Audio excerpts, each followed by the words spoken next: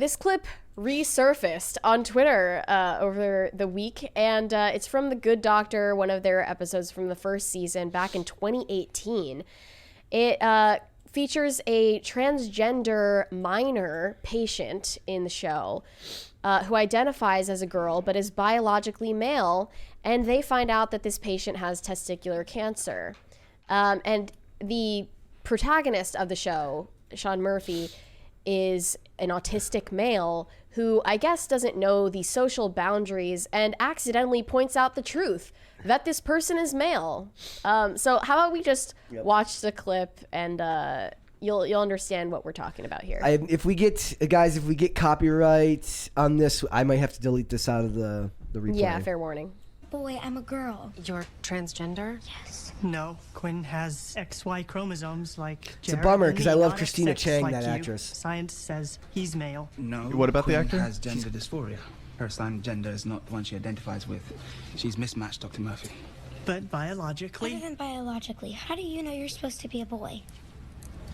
your question doesn't make sense. I'm not supposed to be anything. I am a boy. Biologically, that's it. Okay, deep. Oh, nice excuse. Sure, you don't got an answer, so you fake being wins. sick. Tenderness at Bernie's point could be acute appendicitis. Is that the most important part? Is there Well, one? keep so. going, keep Murphy, going. get imaging to confirm. Hello. Do you wear dresses? Murphy? Don't. Quinn is a boy who thinks he's a girl. I want to know why he thinks that. Sometimes I wear dresses, but sometimes I wear leggings. Do you like the color pink? I'm more of a purple girl. Do you play with dolls? Since I was 5, but I'm super into mermaids. Do you take dance? Murphy, 20 questions are up. I only asked 4. Do you wear Doesn't perfume? matter. The CT's ready. Let's Do you go. always paint your nails? Let's go.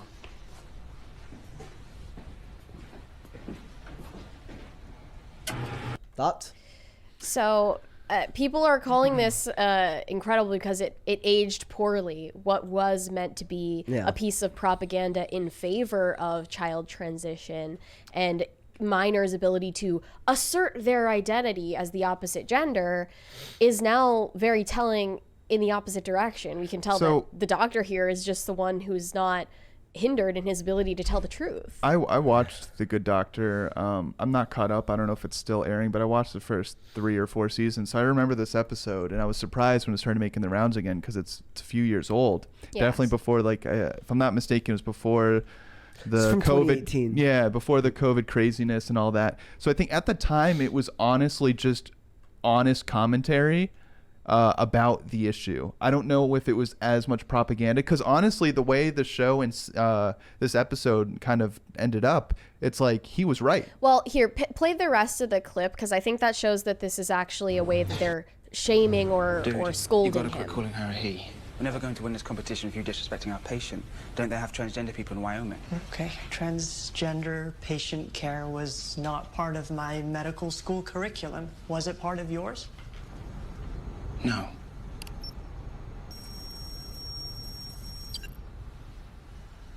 Quinn doesn't have appendicitis. He has testicular cancer.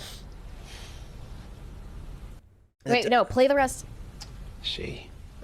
So Look, you're scolding the character.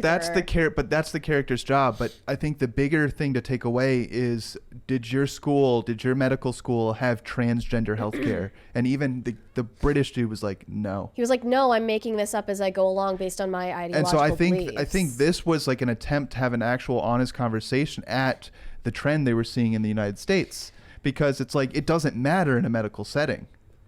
What matters is your biological sex. I mean, right? you're giving it too much credit. I think I want to read some reactions to this. One person quote tweeted it and said, "The autistic white male is taught the nuances of the current political propaganda by a diverse cast of his enlightened betters." I think that's how it was intended to be watched. I mean, even the way that the transgender character says, "How do you know you're supposed to be a boy?" And then the female doctor looks to him like, Yeah, her face was the most annoying part of that whole "How thing. do you know? Got you. Gotcha, Sure. bitch." I mean, then, he's a doctor. The rest of them are just ideological tools. And another tweet said that later in the episode, it's revealed the boy turns out to have testicular cancer. What is left unsaid is that it's likely due to the cross-sex hormones his Munchausen's by proxy mother fed him to ensure his testicles would not properly drop. So, but think about it this: without Sean Murphy in the show as a character and pushing back, you could argue the doctors would have never found out that this person had testicular cancer, right? I mean, they were going to do the same scan, right? They were all going along with, you said you're a girl, so you're a girl. And So it's appendicitis. It's appendicitis, right? So I think, I mean, it could just be a neutral take that the show took. We'll never know unless the writers It's never addressed neutral it. when it comes from Hollywood. It's always In ideologically 2018, charged. maybe. That's what I'm saying. This was before all the craziness really was wasn't. unleashed from the gates. No, it was. Transgenderism started getting peddled as an issue in like as early as 2012, if not earlier. In Hollywood, though? Yeah, by the entertainment industry. So, I mean, I'm just reading one article from IndieWire that was released at the time analyzing the situation. They said hiring, I think this actor's name is Sophie Gianamore. At the time, this was a minor, now is an adult actor, still transgender identified. Hiring Gianamore is just the latest smart casting move by a show that is set out to give better representation to marginalized people on screen.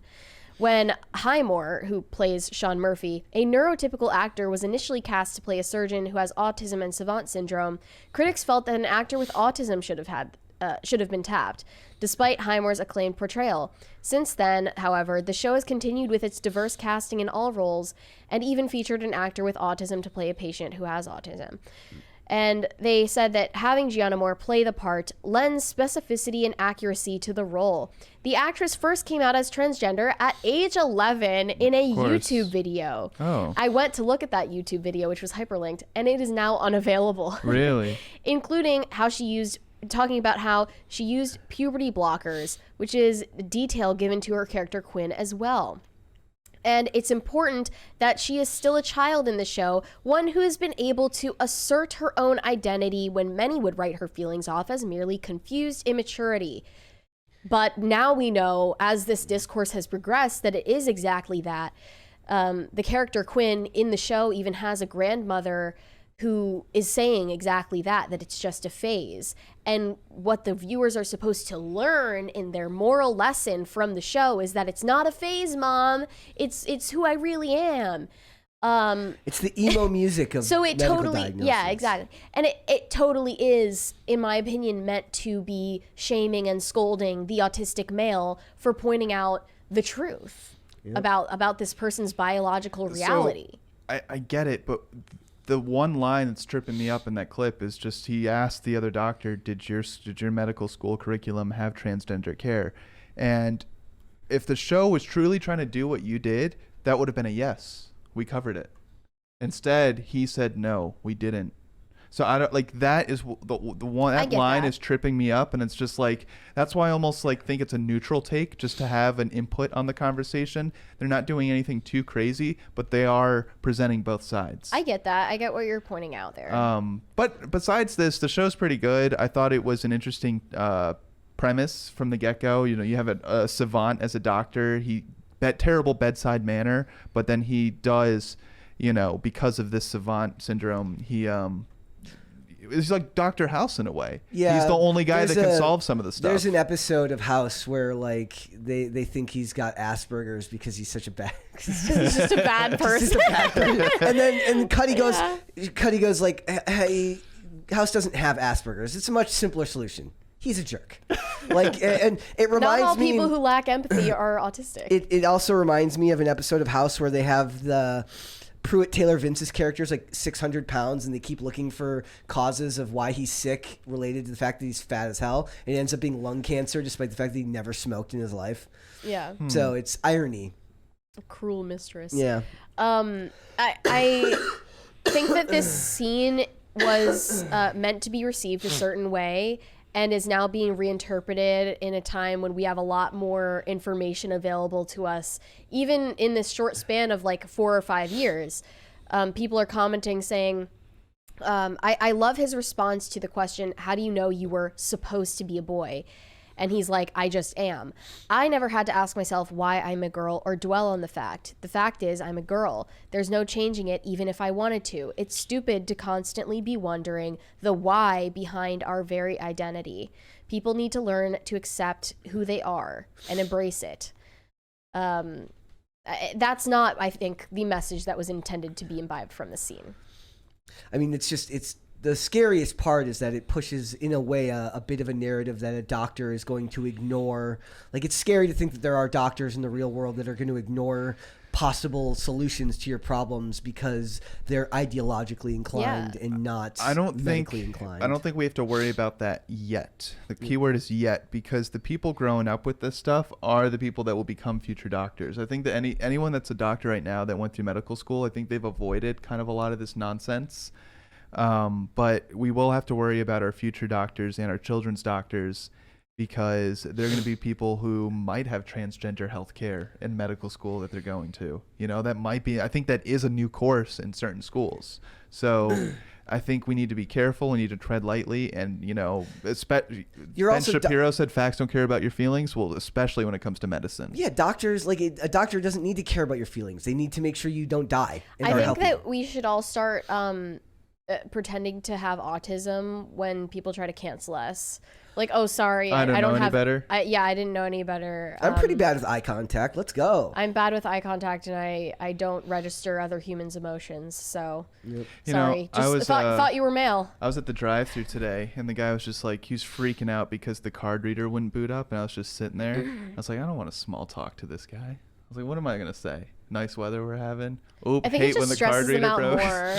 Yeah, but then he's just freaking. He's like, I'm so sorry. I'm like, dude, it's cool. I'm just sitting. I'm chilling. You know. The reason they freak out is because there are like countless people who would freak out on them and have freaked out on them for the same reason or less. So yeah. I can like see the PTSD flashbacks. Yeah, I was just sitting patiently, and it was. I wish everyone wasn't in such a hurry all the time. On another note. Yeah, it's hard not to be. Just like how everyone's mad all the time, like you said. Is everyone really mad all the time? Yes. Seems like it. I think your phone makes you more mad.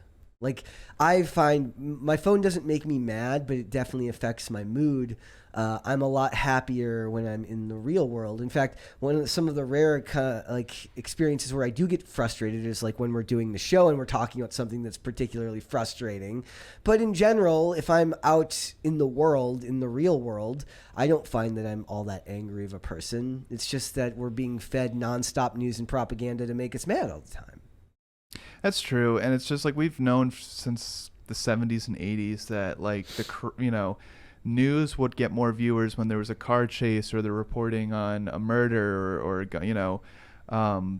anything like that. So we know that negative news had like just more people are interested and tune into negative news than they do positive news. Like this is not a new phenomenon. The only thing that's new is the news is on our phones right in our pockets now, not at a TV that doesn't move. And a lot of people don't realize that like you become more invested in news that makes you angry because it feels somehow more important. Stories that are positive are by nature considered more frivolous. Right.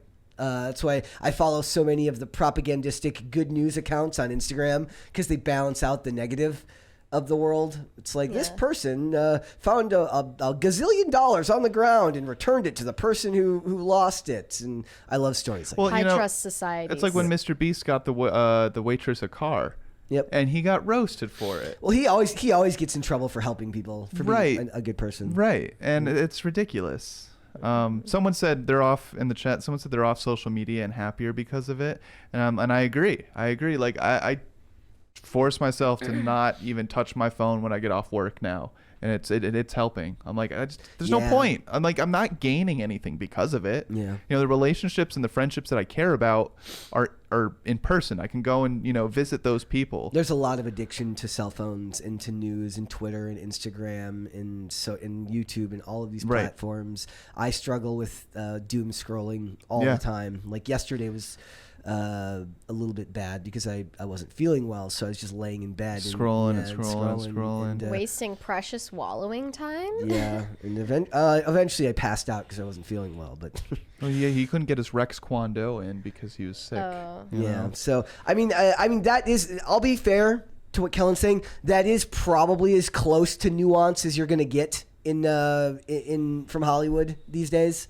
That might be the closest you're. Just the fact that they were able to point out the fact that it was a matter of his biological sex that caused the problem, thus bringing to light the complications that could arise from transgender care. Even that little bit of nuance is something I wouldn't expect from them today. Mm-hmm. Right. Oh yeah. After 2020, we're never going to see anything remotely close to that. You can't even offer like the other side of the argument. Not even allowed to mention it. Yeah. And anybody they did would be portrayed as stupid and evil Right. and very uncultured. In 2023, that would be the season finale, and it would end with him losing his job. Or getting like executed by the Right. state. They're like- Thanks for watching. Listen to full episodes of Pop Culture Crisis on Spotify. Keep up with us on social media and make sure you subscribe and ring that bell so you never miss the show. Bye, guys.